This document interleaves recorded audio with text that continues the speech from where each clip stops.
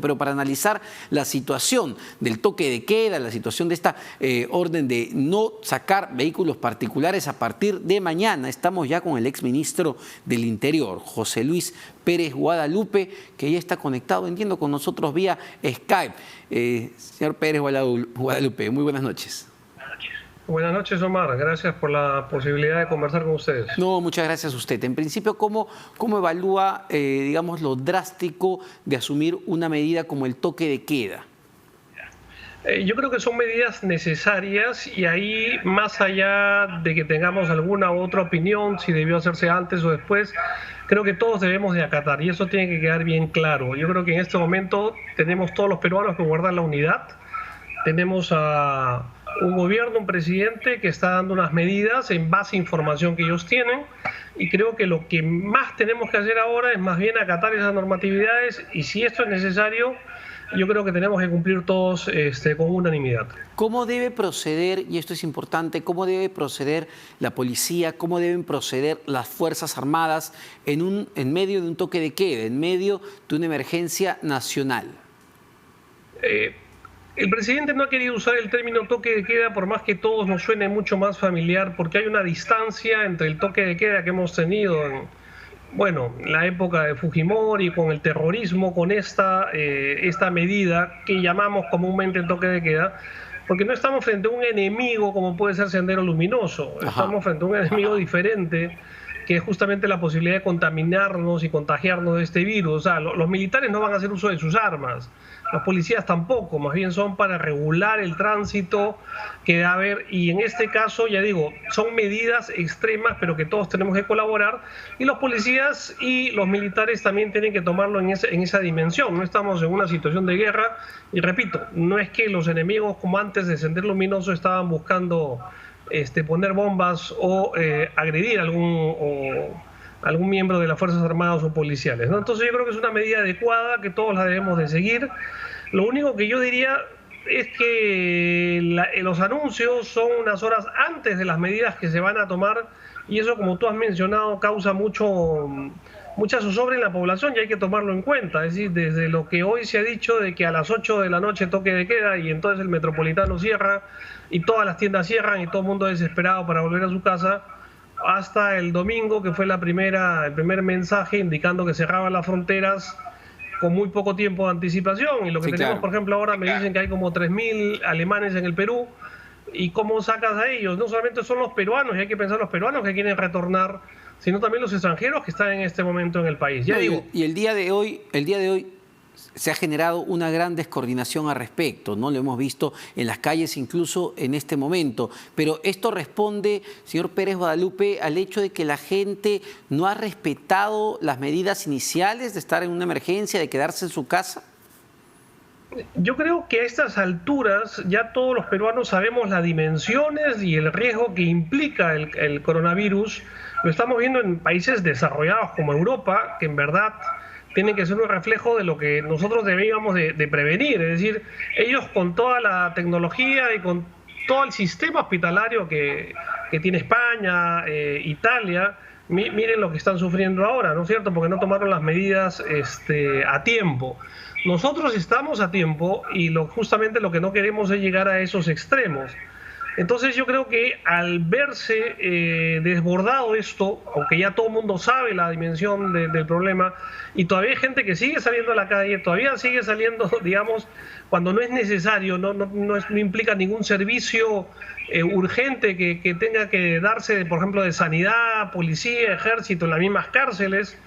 Yo creo que es una gran irresponsabilidad. Entonces, si se ha tomado esta medida porque es necesario, hay que acatarla. Justos pagan por pecadores, pero creo que todos debemos de acatarla por el bien de todo el país. Ahora, hay un tema de preocupación que tiene que ver con el hacinamiento. ¿Qué va a pasar si empiezan a detener a mucha gente en las comisarías y estos van a la carceleta? Estamos haciendo todo lo contrario a lo que buscamos, es decir, aglomerar mucha gente en espacios pequeños.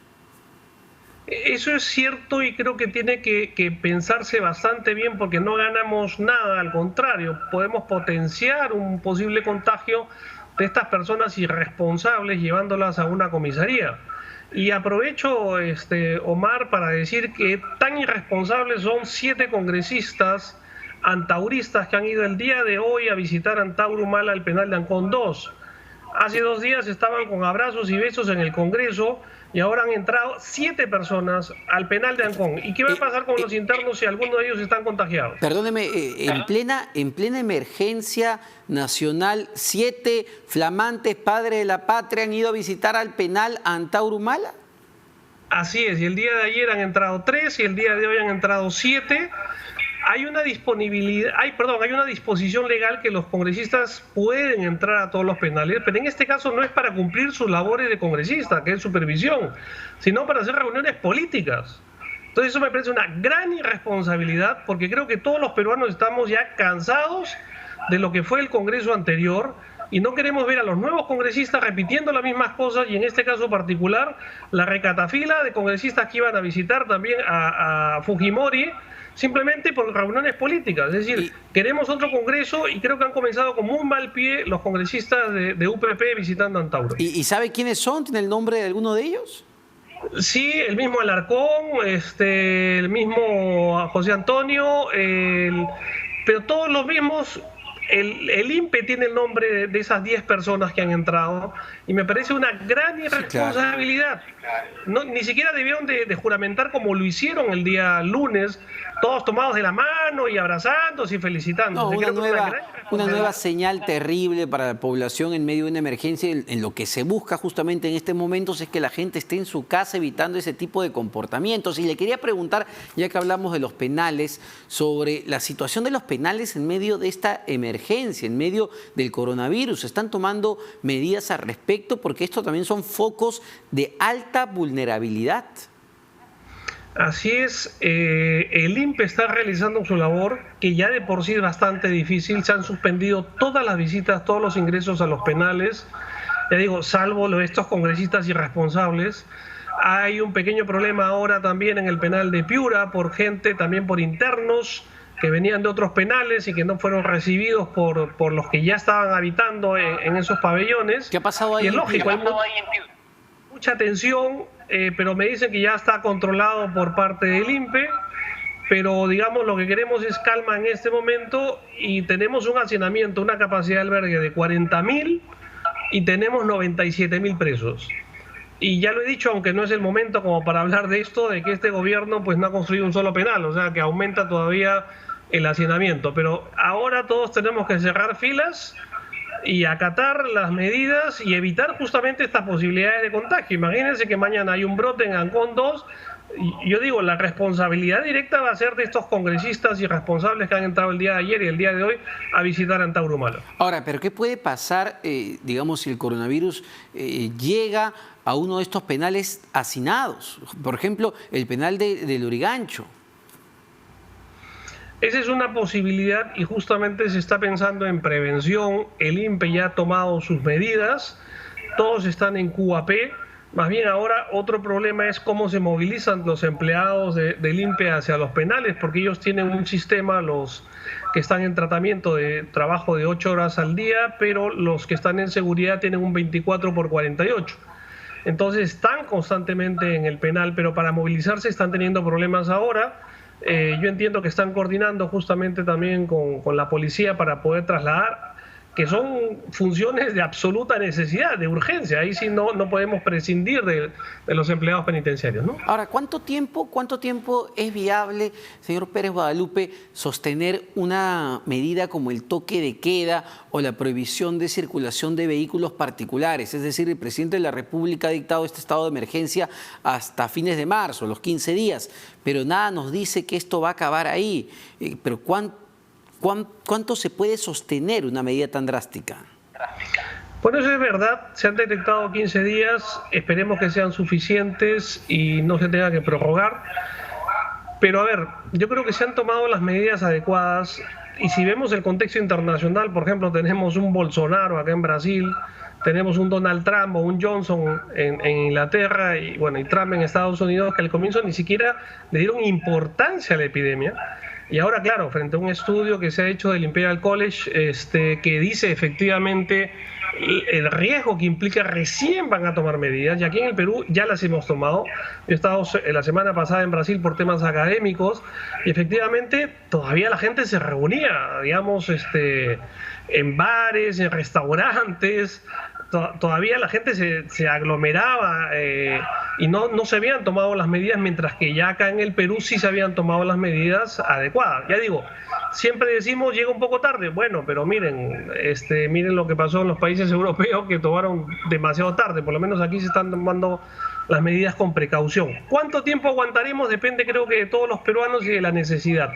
Por eso que en estos momentos donde todos necesitamos más paciencia, más sentido de sociedad, de grupo, no pensar solamente egoístamente en nosotros o en nuestra situación particular, yo creo que en esa medida podremos, en el menor tiempo posible, de evitar un contagio masivo, que es lo que todos queremos evitar, ¿no? Ahora, ¿qué tenemos que entender también los ciudadanos en medio de esta emergencia nacional, ¿no? Porque para muchos, lamentablemente, parece haber sido simplemente un espacio, un tiempo para estar con los amigos, para irse a jugar una pichanga, para salir a correr, a hacer deporte, pero ¿qué hay que entender? ¿Qué derechos perdemos en una emergencia nacional? ¿Qué derechos perdemos en un toque de queda?